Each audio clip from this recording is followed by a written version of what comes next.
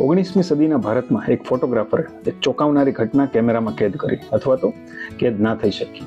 આ એક નાની પણ ઇમ્પેક્ટફુલ સ્ટોરી છે. મારી પાસે આ બુક છે, ઓટોબાયોગ્રાફી ઓફ યોગી. આ બુકમાં એમનો રેફરન્સ છે. તો વાત એમ છે, એક સંત છે, તેના આશ્રમમાં તેના અનુયાયીઓ સાથે કોઈ ફંક્શનમાં તેનો ફોટો પાડવા માટે એક ફોટોગ્રાફર આવે છે.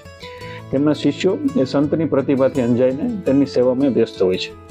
ત્યારે એ ગંગાધર નામનો ફોટોગ્રાફર મારા લેન્સમાંથી કોઈ બચી શકતું નથી તેવું ગર્વથી બોલે છે. જવાબમાં તે સંત કહે છે કે કોશિશ કરીજો, હું પરમ બ્રહ્મ છું, તમારો કેમેરો આ સર્વવ્યાપી ઉર્જાને ફોટોમાં ઉતારી શકશે.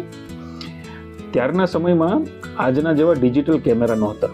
ત્યારે જાતે જ ફિલ્મની જુદી જુદી પ્લેટ ગોઠવવી પડતી અને એક પછી એક ફોટા પાડવા પડતા.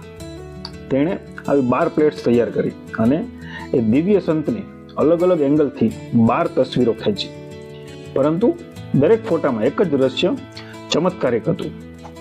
ખાલી બેન્ચ અને આસપાસના વૃક્ષો તો બધું જ બરાબર હતું, પણ સંત ક્યાંય નહોતા. ફોટોગ્રાફર ભાવુક થઈને તેના ચરણોમાં પડ્યો અને તેને વિનંતી કરી કે તમે કોઈ સામાન્ય સંત નથી, તમારો ફોટો પાડવાની મને ઈચ્છા છે, તમે મને અનુમતિ આપો. ત્યારે જઈને તે સંત કહે છે કે આવતીકાલે આવજો, હું તમારા કેમેરામાં કેદ થઈશ. તો આ સંતનું નામ હતું શ્રી લાહિરી મહાશય. બીજા દિવસે તેમને પોતાની ઈચ્છાથી ફોટો પડાવ્યો. તે ફોટો તેમનો ફક્ત અને માત્ર એક જ ફોટો ઇતિહાસમાં છે, જે તમે અત્યારે સ્ક્રીન પર જોઈ રહ્યા છો. તો કોમેન્ટમાં જણાવો તમને આ કિસ્સો કેવો લાગ્યો.